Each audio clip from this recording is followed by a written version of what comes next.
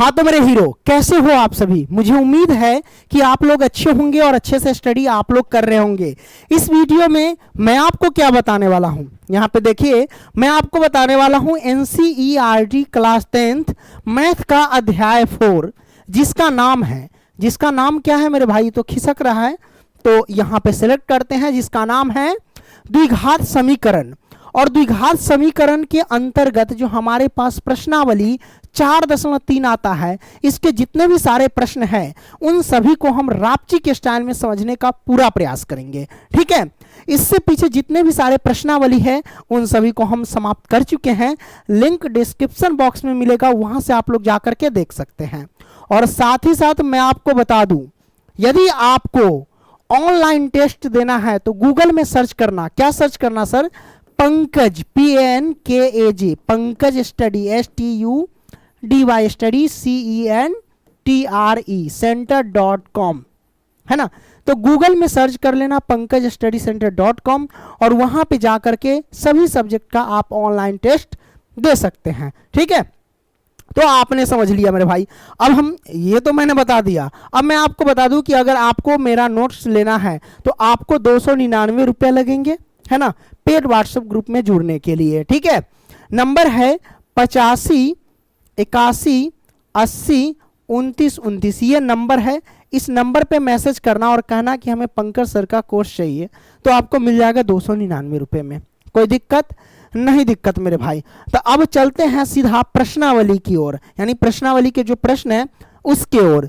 तो यहां पे देख सकते हैं प्रश्नावली 4.3 का ये पहला क्वेश्चन क्या कहता है। तो पहला क्वेश्चन में पहले इसका हेडिंग लाइन पढ़ लेते हैं। ये कहता क्या है कि निम्न द्विघात समीकरणों के मूलों की प्रकृति ज्ञात कीजिए। यदि मूलों का अस्तित्व हो तो उन्हें ज्ञात कीजिए, मतलब उसे हल करना है यदि मूलों का अस्तित्व होगा तब। तो सबसे पहले समझेंगे कि ये मूलों का अस्तित्व क्या है, मूलों की प्रकृति क्या है ना। तो मैं आपको बता दूं कि कहता है मूलों की प्रकृति ज्ञात कीजिए।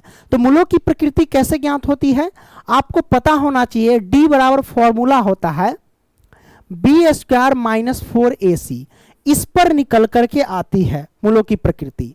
जब मूलों की प्रकृति ज्ञात करते हैं तभी हमको पता चलता है कि मूलों का अस्तित्व है या नहीं है ना।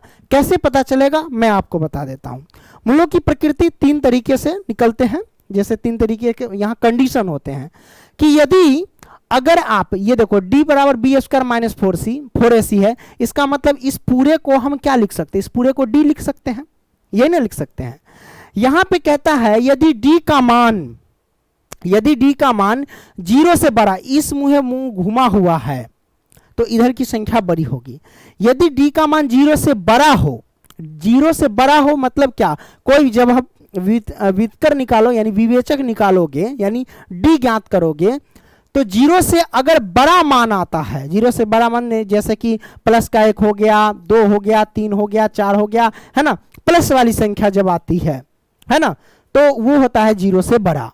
तो इस तरीके का जब आंसर आता है, कब, जब D ज्ञात करते हैं तब, जब D ज्ञात करोगे और इस तरीके का आंसर आएगा जैसे 40 50 60, है ना, 4 3 2, मतलब प्लस वाला 0 से बड़ा होना चाहिए। अगर ऐसा आता है तो उस स्थिति में हम कहते हैं कि मूलों का अस्तित्व है। उस स्थिति में क्या कहते हैं, मूलों का अस्तित्व हो। कहने का मतलब ये हुआ कि जब आप D ज्ञात करो और D का मान प्लस वाला संख्या के 1 2 3 4 कुछ भी आ जाए प्लस वाला, तो कहते हैं कि मूलों का अस्तित्व है। इस बात को ध्यान रखना।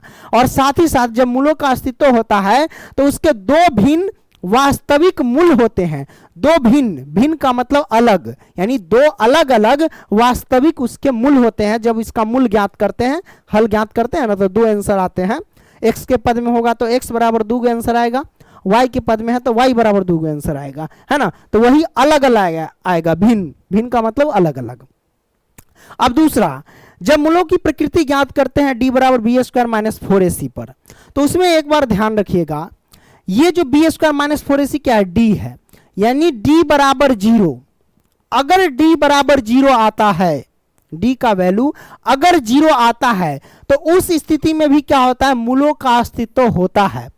उस स्थिति में भी क्या होता है, मूलों का अस्तित्व होता है। और साथ ही साथ 2 इसके बराबर वास्तविक मूल होते हैं।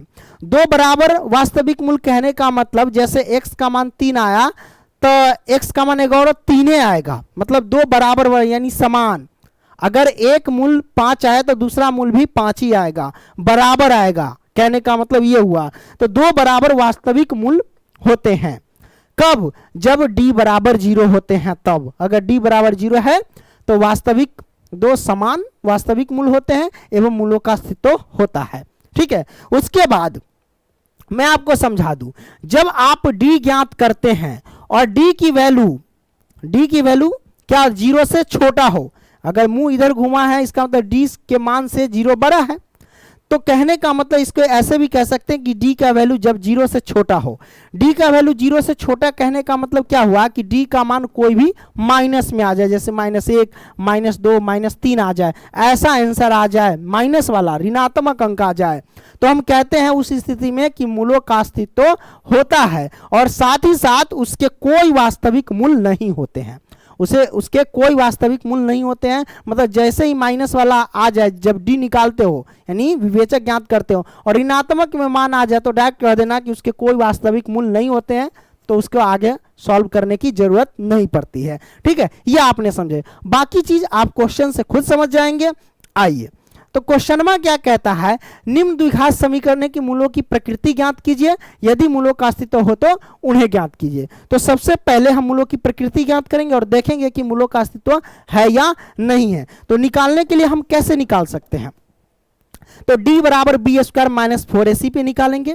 तो जानते हैं कि d बराबर फॉर्मूला होता है बी स्क्वायर माइनस 4ac, यही ना होता है। तो अब आप कहेंगे सर b और a और c तीन चीज का वैल्यू हम कहां से निकालेंगे, तो आपको पता होना चाहिए कि द्विघात समीकरण का व्यापक रूप क्या होता है। तो द्विघात समीकरण का व्यापक रूप होता है ax स्क्वायर प्लस में bx और प्लस में c होता है बराबर 0। यह द्विघात समीकरण का व्यापक रूप होता है। इस बात को ध्यान रखना मेरे भाई, मेरे लॉलीपॉप, आप लोग ध्यान रखना, मेरे हीरो। ठीक है, देखो यहां से पता चल गया एक्स स्क्वायर के सामने एक्स स्क्वायर है, यानी a की वैल्यू यहां पे 2 हो गई है ना, b की वैल्यू यहां पे -3 हो गई, x के सामने तो x ही है, और c की वैल्यू 5 हो गई। क्लियर, ये आपने समझ लिया।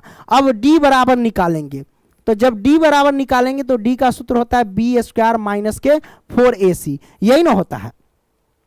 अब यहां से देखो मेरे भाई, जब निकालेंगे b का मान क्या है, b का मान है -3, तो -3 का स्क्वायर करेंगे, हमने स्क्वायर कर दिया, माइनस के 4 और गुने में a का मान कितना है सर, तो a का मान यहाँ पे 2 है तो हम रखेंगे 2, और गुने में c का मान कितना है, c का मान है 5 तो हम रखेंगे 5। अब यहाँ से देखो -3 का स्क्वायर, -3 का स्क्वायर मतलब क्या हुआ कि -3 गुने -3, यही ना हुआ। तो माइनस माइनस से गुना करते हैं तो प्लस हो जाता है, 3 से गुना करेंगे तो 9 हो जाएगा, यानी प्लस का 9 हो जाएगा। ये आपने समझ लिया, तो ये प्लस का 9 हो गया।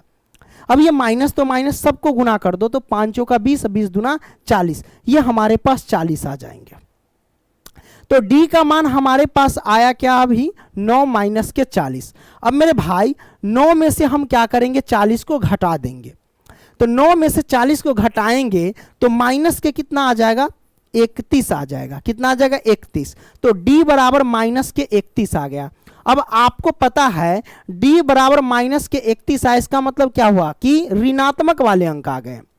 ऋणात्मक वाले अंक आ गए तो इस कंडीशन को कैसे लिख सकते हैं, इस कंडीशन को ऐसे लिख सकते हैं कि d की वैल्यू जो आ गई वो 0 से क्या आ गई, छोटा आ गई।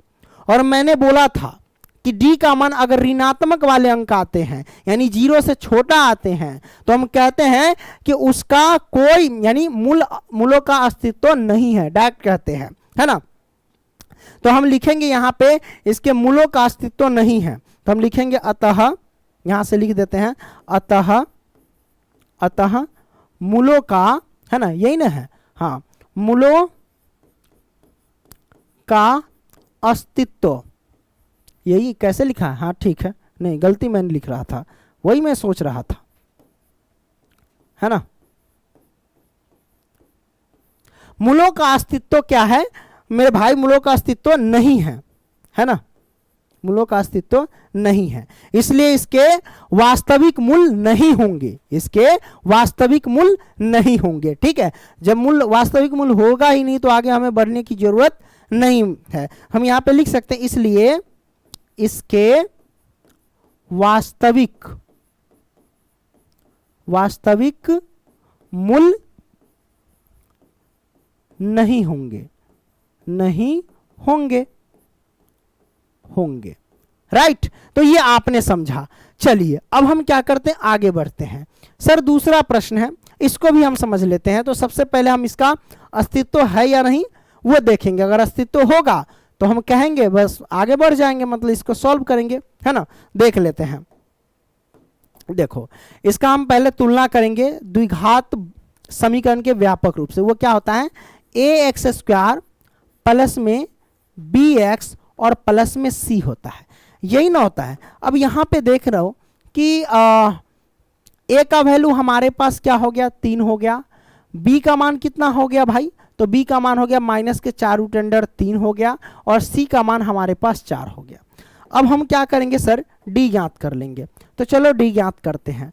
d बराबर क्या होता है सूत्र, b स्क्वायर माइनस के 4ac होता है ना। अब यहाँ से क्या करेंगे, b का मान क्या है, तो b का मान है -4√3, तो -4√3 लिखेंगे और इसका कर देंगे होल स्क्वायर। माइनस तो -4 और गुने में a c है। a की वैल्यू क्या है मेरे भाई, a की वैल्यू यहाँ पे 3 है तो 3, और गुने में c का मान कितना है, तो c का मान यहाँ पे 4 है, तो हम लिखेंगे 4। ये मैंने लिख दिया। अब यहां से क्या करेंगे सर, है ना। तो यहां से क्या करो, ये सब आ गया। तो अब क्या करते हैं भाई, इन सबको जैसे होल स्क्वायर है मतलब -4√3 और गुने में -4√3, यही ना लिखेंगे सर। तो गुना कर दो। अब यहां से क्या कर सकते हैं सर, 4 चौके हो जाएगा 16, और माइनस माइनस से गुना करेंगे तो प्लस। अब गुने में √3 से √3 में गुना करेंगे तो हमारे पास क्या हो जाएगा, √9, और 9 का वर्गमूल निकालेंगे तो डायरेक्ट हम क्या कह सकते हैं, 3 होगा। कितना होगा, 3। √3 से गुना करेंगे √3 में तो 3 आएगा। तो 16 से और 3 में गुना कर देंगे तो हमारे पास कितना हो जाएगा, 48 हो जाएंगे, है ना। तो हम यहाँ पे लिख सकते हैं 48, 48। अब माइनस तो माइनस, 4 3 12, 12 चौक 48, ये 48 हो गया। अब यहाँ पे देख सकते हो कि d की वैल्यू हमारे पास क्या आ जाएगी, 0 आ गई। अब d का मान 0 आ गया, तो हम कहे थे कि यदि d का मान 0 आता है तो मूलों का अस्तित्व होता है।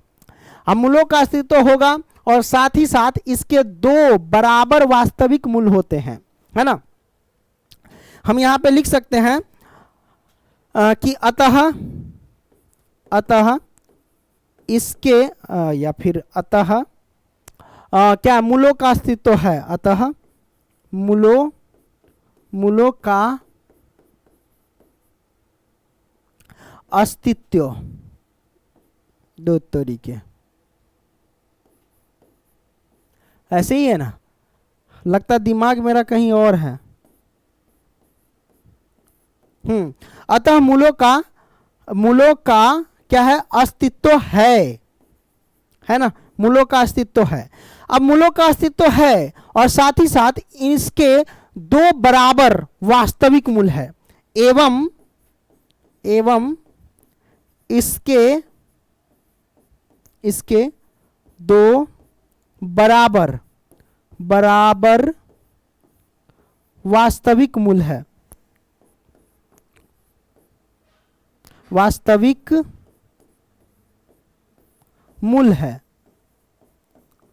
मूल है। ठीक है, तो ये मैंने लिख दिया। अब कोई दिक्कत नहीं, दिक्कत मेरे भाई। अब इसके 2 बराबर वास्तविक मूल है, तो जब हम इसको सॉल्व करेंगे, देखिए मूलों का अस्तित्व है तो उन्हें ज्ञात करने के लिए कहता है, तो अब हम इसको सॉल्व करेंगे, है ना। और इसके जब सॉल्व करेंगे तो हल निकलेंगे, दाम बराबर 2 बराबर वास्तविक मूल आएंगे। ठीक है, तो आइए हम इसको सॉल्व करके देख लेते हैं मेरे भाई, कैसे सॉल्व कर सकते हैं। देखिए आपको पता होना चाहिए, अब क्या पता होना चाहिए कि द्विघात समीकरण से ही सॉल्व कर लेते हैं, द्विघात समीकरण, है ना। अब द्विघात समीकरण बराबर सूत्र क्या होता है, द्विघाती सूत्र लिखो। द्विघात समीकरण क्या लिखा, द्विघाती सूत्र या द्विघात सूत्र। अब मेरे भाई मैं आपको बता दूं कि द्विघात सूत्र को श्रीधाराचार्य सूत्र भी कहते हैं, इस बात को ध्यान रखना, ठीक है। द्विघात सूत्र को श्रीधाराचार्य सूत्र भी कहते हैं। अच्छा, तो द्विघात सूत्र बराबर क्या होता है? तो वो होता है प्लस माइनस बी, है ना, sorry, minus B plus minus root under B square minus से 4ac लिख सकते हैं, या फिर डायरेक्ट डी भी लिख सकते हैं। तो हम डायरेक्ट डी लिख देते हैं, कोई दिक्कत नहीं, और बट्टे में 2a लिख सकते हैं। ये मैंने लिख दिया, minus B plus minus root under d बट्टे में 2a, या फिर इसे ऐसे भी लिख सकते हैं, minus B plus minus root under B square minus 4ac, क्योंकि आपको पता है कि बी स्क्वायर माइनस 4ac किसके बराबर होता है? वो डी के बराबर होता है। डी के बराबर होता है, इसका मतलब इतना के जगह पे हम इतना लिख सकते हैं, या इतना के जगह पे इतना लिख सकते हैं। तो वही बात है, पूरे के जगह पे हम सिर्फ डी लिख दिए हैं, तो कोई दिक्कत नहीं, दिक्कत। अब इसको हम सॉल्व करेंगे, माइनस बी है, बी की वैल्यू क्या है मेरे भाई? तो बी की वैल्यू आप देख सकते हैं माइनस के 4 रूट अंडर 3 है, यही है ना। तो हम लिख देते हैं माइनस के 4 रूट अंडर 3, ये मैंने लिख दिए, है ना। अब plus minus root under d है, अब रूट अंडर डी है ना, तो देख लो रूट अंडर डी है, तो डी की वैल्यू कितनी है मेरे भाई? तो डी की वैल्यू हमने निकाला 0, डी की वैल्यू कितना निकाला हुआ है? 0। तो डी की वैल्यू अगर 0 है, तो डी की वैल्यू 0 है, तो डी के जगह पे हम रख देंगे 0, कोई दिक्कत नहीं, दिक्कत मेरे भाई। हमने यहाँ पे 0 रख दिया, अब यहाँ पे कर देंगे क्या? रूट अंडर लगा देंगे, और बटे में 2a है, तो 2 और गुने में a की वैल्यू कितनी है सर? 3 है, तो हम रखेंगे 3, ये मैंने रख दिया। तो हमारे पास रिजल्ट क्या आ जाएंगे? हमारे पास रिजल्ट आ जाएंगे माइनस माइनस प्लस हो जाएगा, तो ये हो जाएगा 4 रूट अंडर 3, है ना। अब ये प्लस माइनस का 0 का वर्ग रूट अंडर निकालेंगे तो 0 ही आएगा, और बट्टे में 3 दूना 6, ये 6 आ गए। तो इसको आप क्या करो, 2 बार लिख दो, एक बार 4 रूट अंडर 3 प्लस का 0, और एक बार 4 रूट अंडर 3 माइनस का 0। तो 0 ना तो जुड़ता है ना तो घटता है, तो इसको आप आसानी से 2 बार लिख सकते हैं, है ना। तो आइए हम इसको लिख देते हैं, 4 रूट अंडर 3 बटा में 6, और कॉमा में 4 रूट अंडर 3 बटा में 6, यही ना लिखेंगे। ये मैंने लिख दिया, है ना। आप कहोगे कैसे लिख दिया? अरे मेरे भाई प्लस माइनस के 0 है, तो एक बार प्लस का 0 अटैच करके, एक बार माइनस का 0 अटैच करके लिख सकते हैं आसानी से, है कि नहीं।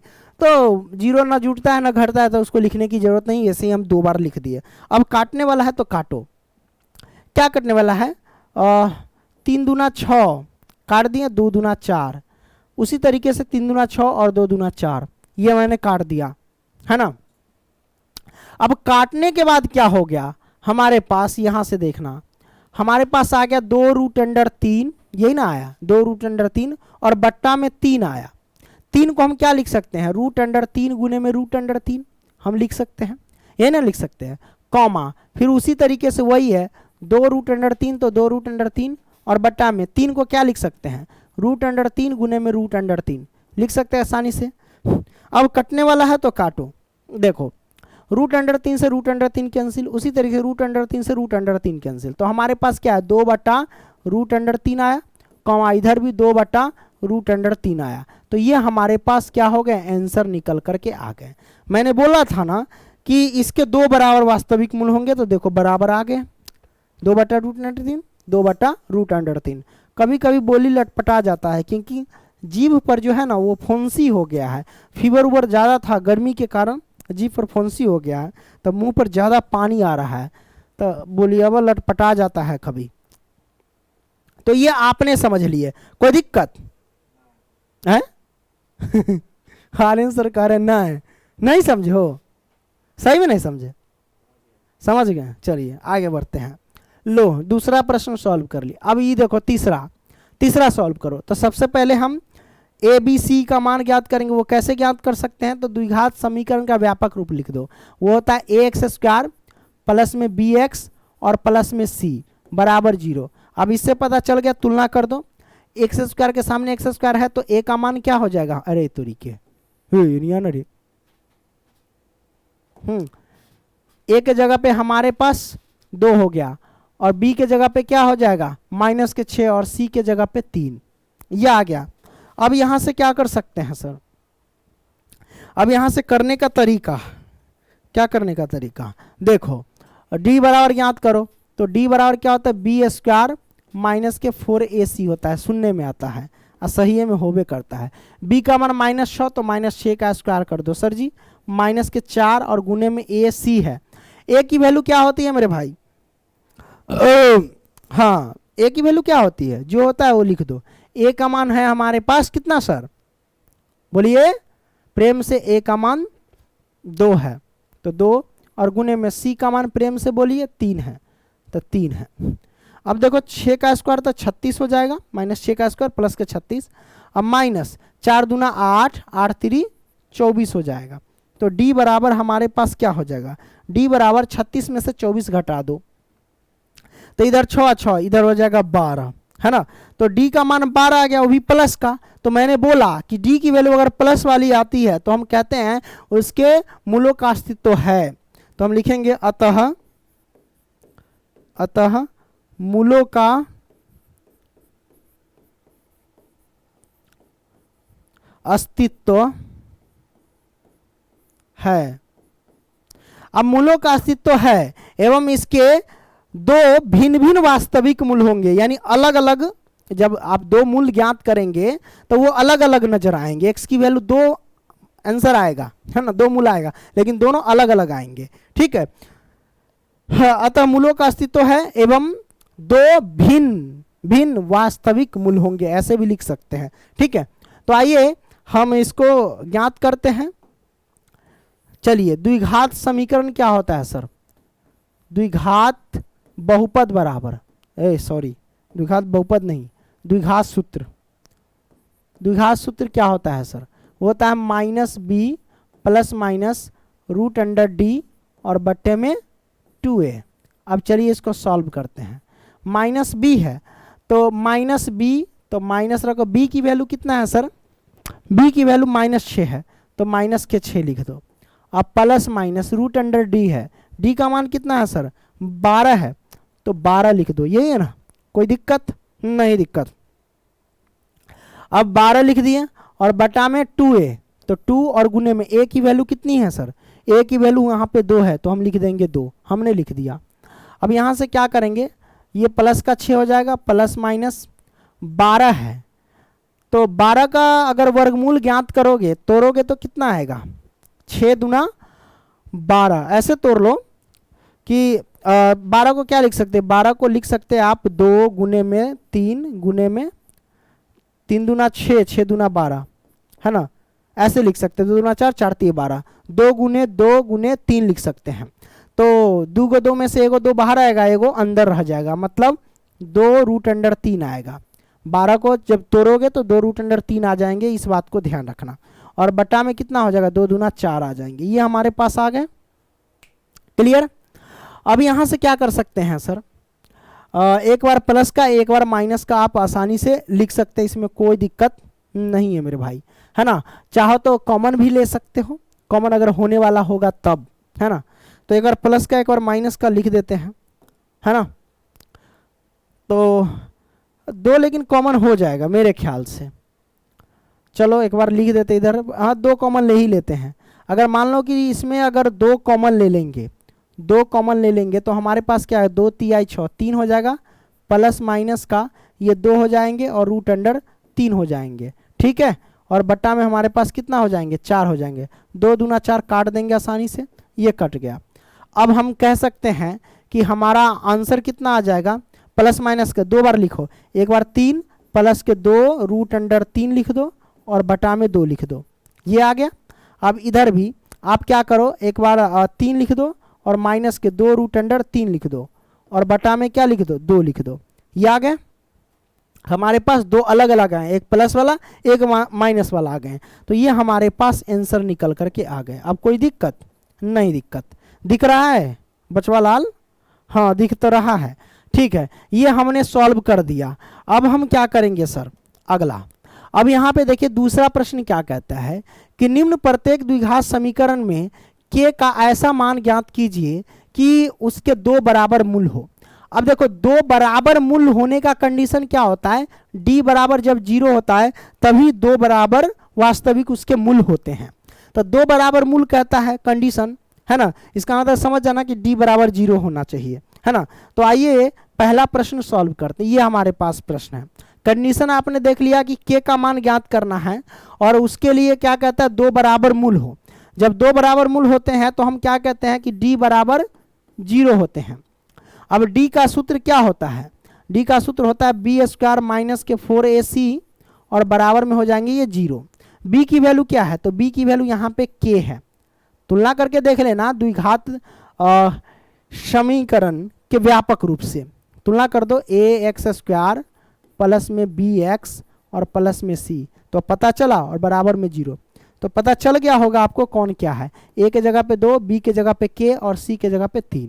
ठीक है, b हमारे पास k है तो k का स्क्वायर कर दो माइनस के 4 गुने में a का मान कितना है सर, a का मान 2 है तो 2 लिख दो और गुने में c का मान 3 है तो 3 लिख दो बराबर में 0। अब क्या कर सकते हैं सर, यहाँ से k² तो लिख ही सकते हैं, माइनस तो माइनस, 4 दूना 8, 8 3 24 हो जाएंगे और बराबर में 0 हो जाएंगे। अब यहाँ से क्या कर सकते हैं, k² है तो k² माइनस के 24 उधर गया तो प्लस का 24 हो जाएंगे। अब यहाँ से क्या कर सकते हैं, k² है, स्क्वायर हटेगा तो इधर रूट अंडर पड़ेगा तो स्क्वायर हट जाएगा तो रूट अंडर 24 हो जाएंगे। अब 24 को तोड़ो, 24 को फैक्टर करेंगे, 2 से लगा देंगे 12, 2 से लगा देंगे 6, 2 से लगा देंगे 3, यही ना होगा। 2 का 2 में से 1 2 बाहर आ जाएगा, है ना, और ये अंदर बच जाएगा। तो इसको आप k का मान ऐसे लिख सकते हैं, k बराबर 2 का 2 बाहर तो प्लस माइनस का आप लिख सकते हैं कि 2 का 2 में से 1 2 बाहर तो अंदर में बच जाएगा रूट अंडर 6, है ना। तो ये हमारे पास आंसर निकल करके आ गया। एक बार प्लस का लिख दो, एक बार माइनस का लिख दो, तो k की वैल्यू हमारे पास आंसर निकल करके आ गया 2 रूट अंडर 6। अब हम क्या करते हैं, आगे बढ़ते हैं, इसको सॉल्व कर दो मेरे भाई। तो इसको सॉल्व करने का तरीका क्या है सर, है ना। तो इसी को सबसे पहले तोड़ो, तोड़ने का तरीका क्या है, इसको गुना करो, kx से x में गुना करेंगे तो kx² हो जाएंगे। अब माइनस के kx से 2 में गुना करेंगे तो 2kx हो जाएंगे। अब प्लस के 6 है तो 6 बराबर में 0। बस आपने देख लिया, सबका वैल्यू निकाल सकते हो आसानी से। अब यहाँ से d बराबर 2 बराबर मूल हो, इसकी कंडीशन क्या होता है, d बराबर 0 होते हैं। d का सूत्र क्या होता है, b² माइनस के 4ac होता है बराबर में 0। अब b का मान कितना है, b का मान यहाँ पे देख सकते हैं माइनस के 2k है ना, b का मान माइनस के 2k है।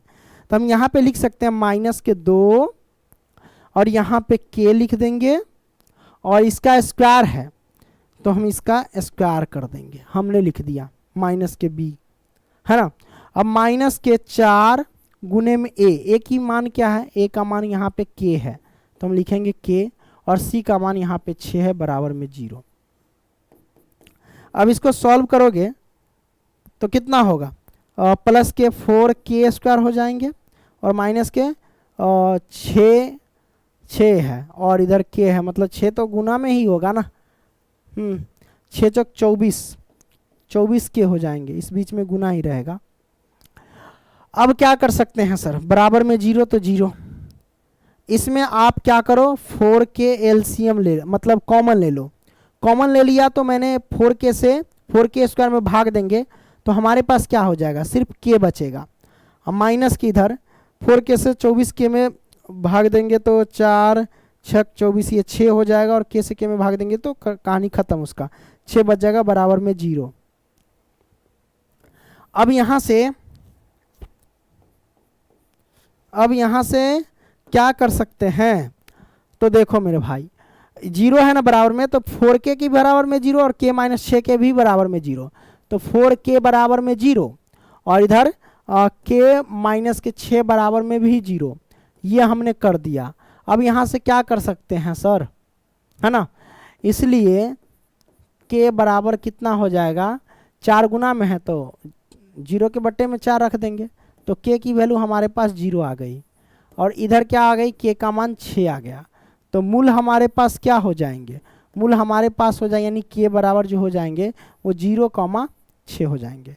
ये हमारे पास आंसर निकल करके आ गया, है ना। तो हमने इसको सॉल्व कर दिया। आगे बढ़ते हैं मेरे भाई, चलो तीसरा प्रश्न क्या कहता है, ये कहता है क्या एक ऐसी आम की बगिया बनाना संभव है ना, जिसकी लंबाई चौड़ाई से दुगुनी हो और उसका क्षेत्रफल 800 मीटर स्क्वायर हो। यदि है तो उसकी लंबाई और चौड़ाई ज्ञात करने के लिए कह रहा है। तो सबसे पहली बात है आम की बगिया बना देते हैं।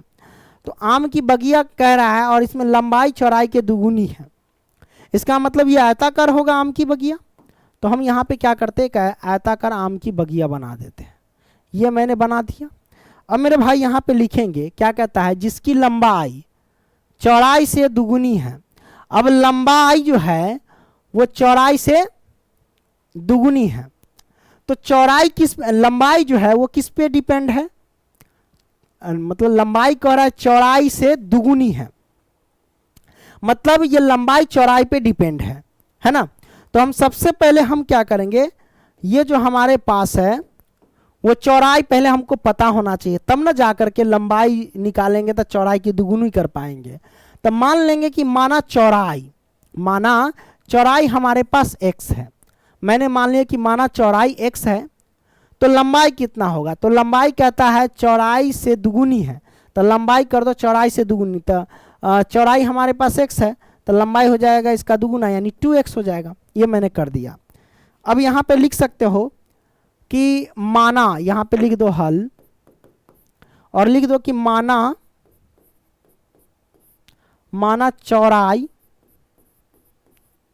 चौड़ाई बराबर x है ना। तो माना चौड़ाई हमने x कर दिया, तो लंबाई कितना होगा सर, तो लंबाई बराबर हमारे पास कितना है 2x, इसलिए है ना, ये मैंने कर दिया। अब क्षेत्रफल कितना है मेरे भाई, क्षेत्रफल दे रखा है 800, कितना 800 मीटर स्क्वायर है। चलो अच्छी बात है ना, क्षेत्रफल कितना है सर 800 मीटर स्क्वायर है। ओके, अब यहां से क्या करेंगे भाई, लंबाई और चौड़ाई ज्ञात करके बतानी है।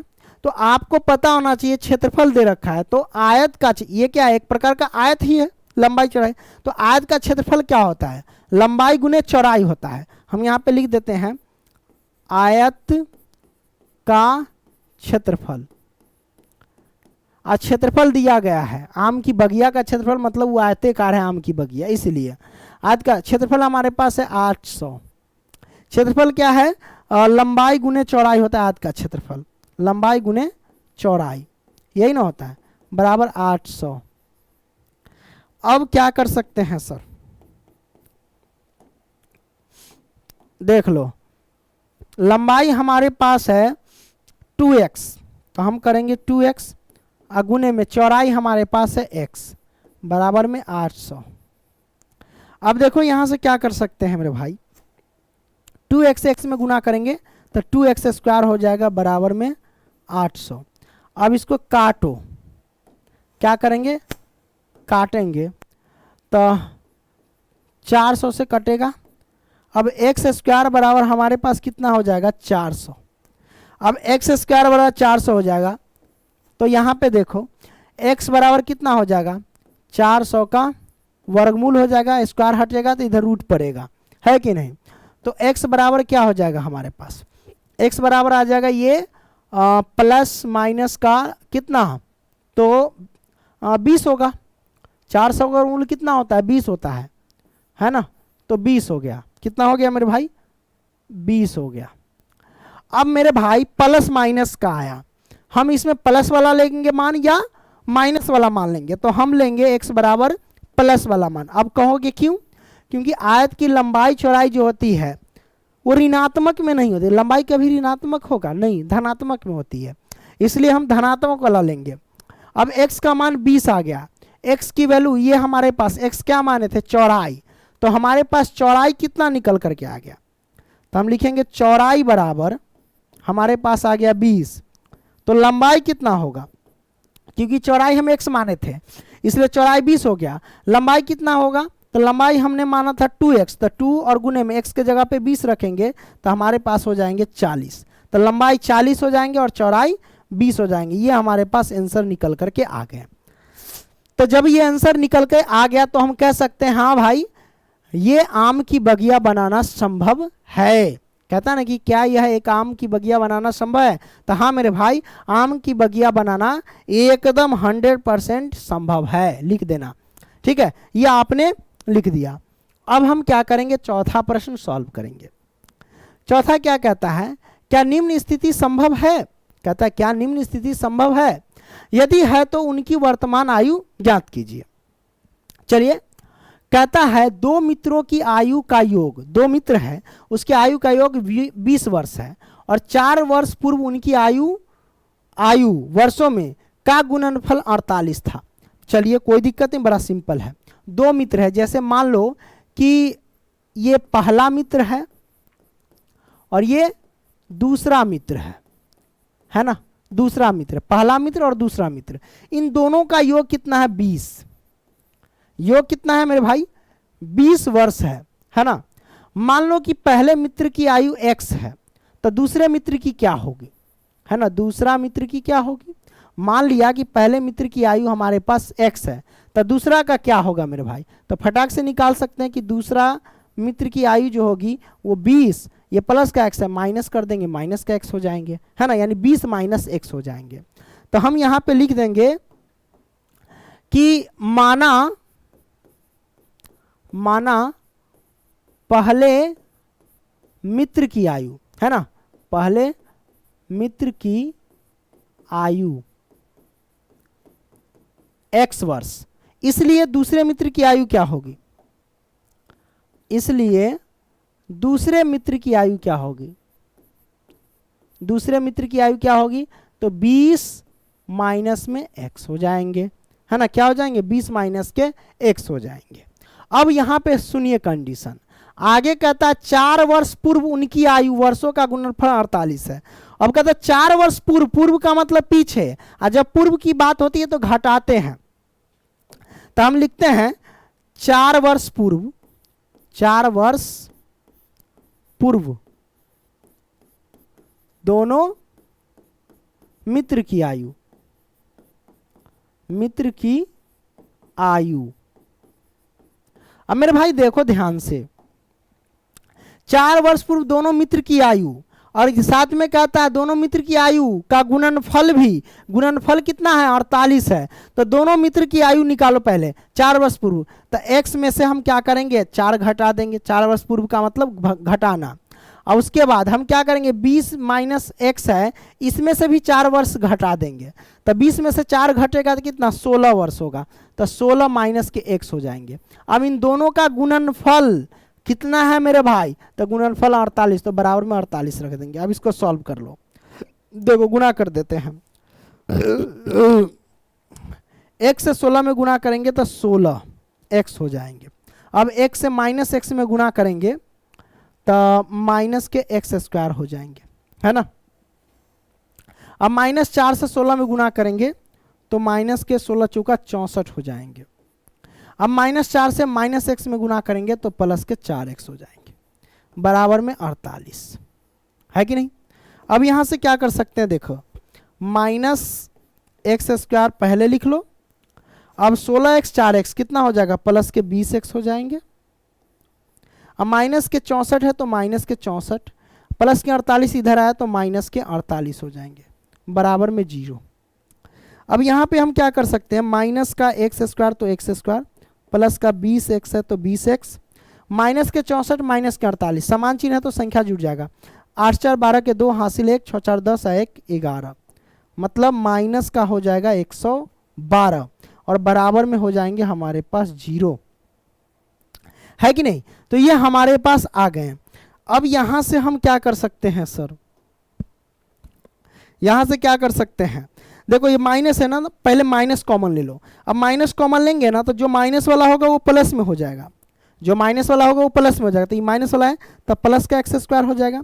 आई प्लस का 20x है तो ये माइनस का 20x हो जाएगा, और माइनस का 112 है तो ये प्लस का 112 हो जाएगा, है ना, बराबर में 0।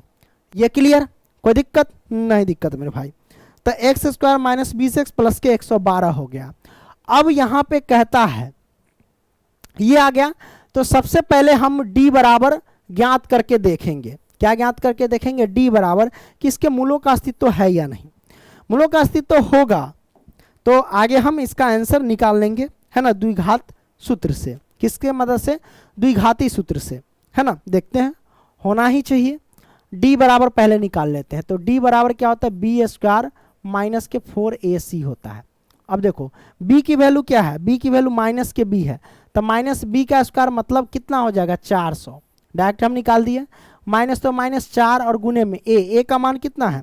a का मान हमारे पास एक्स स्क्वायर, उसमें एक छिपा रहता है तो एक लिख दो, और गुने में c कितना है? c का मान 100 हमारे पास 12 है, तो 112 लिख दो।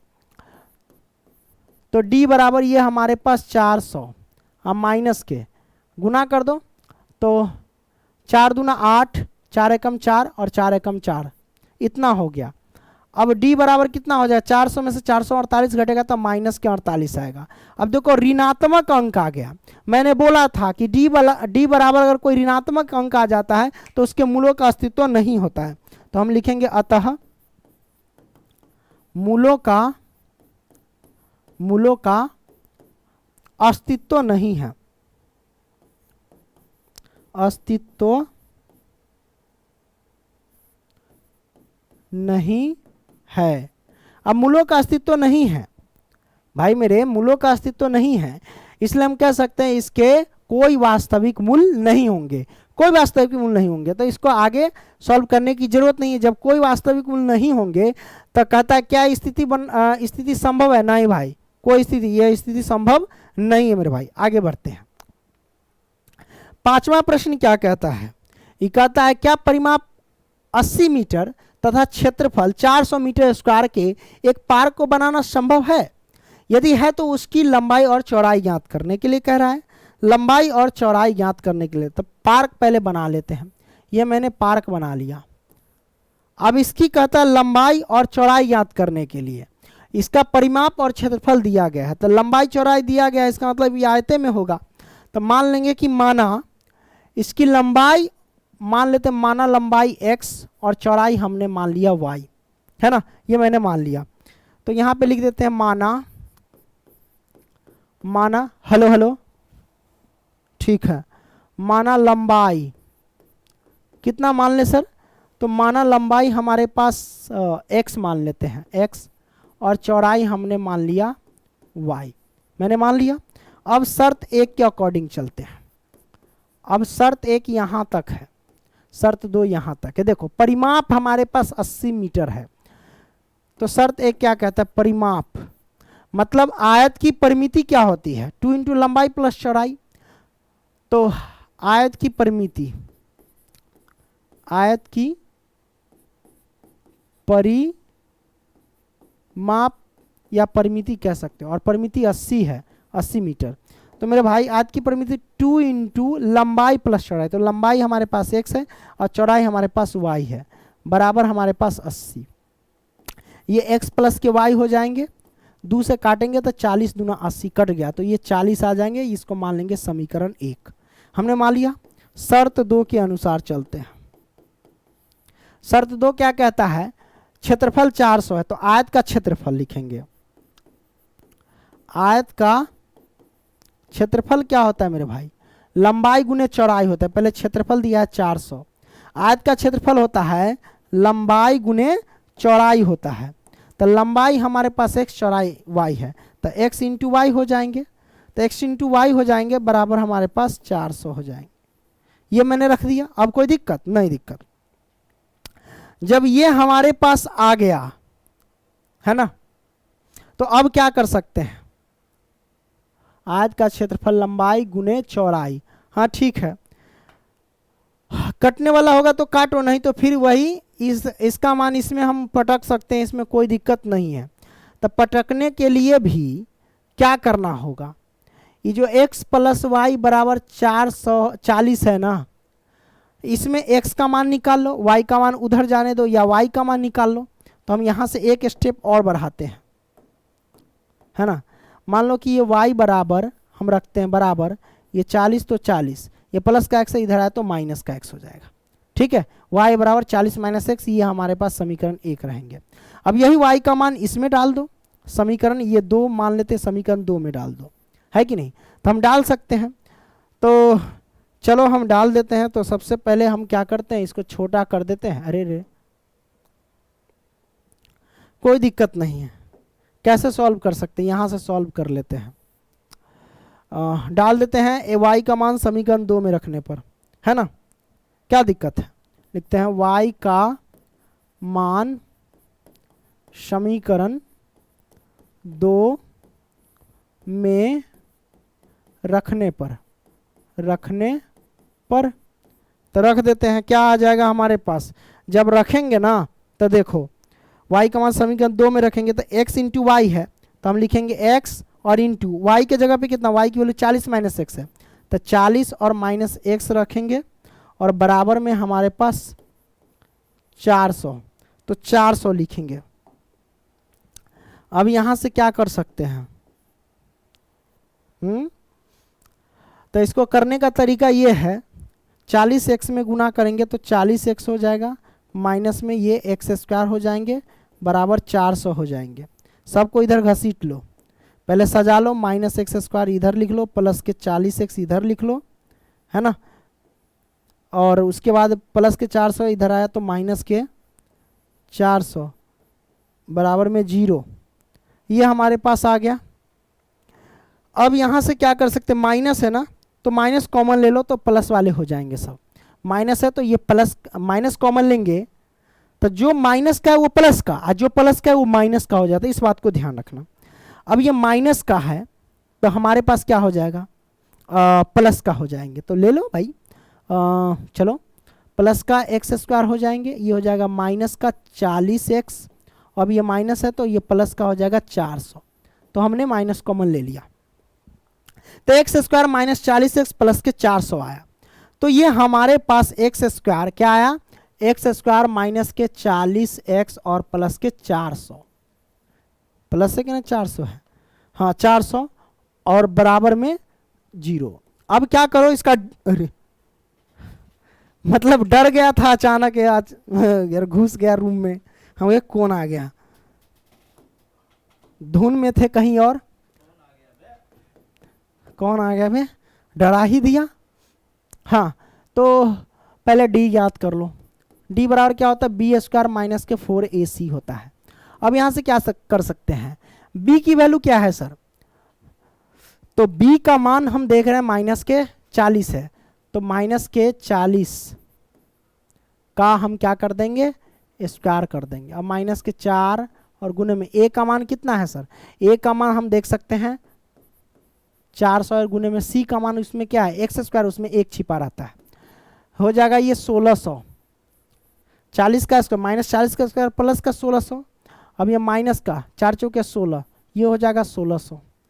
अब घटाएंगे तो 0 आ जाएंगे, मतलब d बराबर 0 आ गए। अब d बराबर 0 आ गए तो मूलों का अस्तित्व होगा एवं इसके 2 बराबर मूल होंगे, इसका हल करेंगे ना तो 2 बराबर मूल होंगे, इस बात को ध्यान रखना, है ना। तो चलो हम क्या करते हैं सर, द्विघात सूत्र से ज्ञात करते हैं इसको, द्विघात सूत्र minus b plus minus root under d और बट्टे में 2a होता है। अब यहाँ से क्या कर सकते हैं, माइनस b प्लस माइनस और रूट अंडर d, d का मान हमारे पास 0 है, d लगा दो, बटे में 2a, तो 2 गुने में a का मान कितना है x², इसमें 1 छिपा रहता है 1 लिख दो।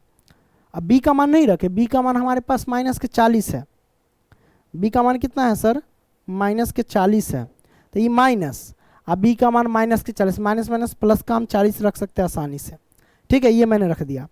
जब इसको सॉल्व करेंगे तो 40 प्लस माइनस के 0 और बट्टे में 2, इसका मतलब क्या हुआ है, 2 बार लिखेंगे, एक बार 40 प्लस 0 बट्टे में 2, एक बार लिखेंगे 40 माइनस 0 बट्टे में 2। तो 0 का तो कोई वैल्यू न जुड़ता है ना घटता है, तो डायरेक्ट आप लिख दो 40 बट्टे 2, 40 बट्टे 2, 2 बार, है ना।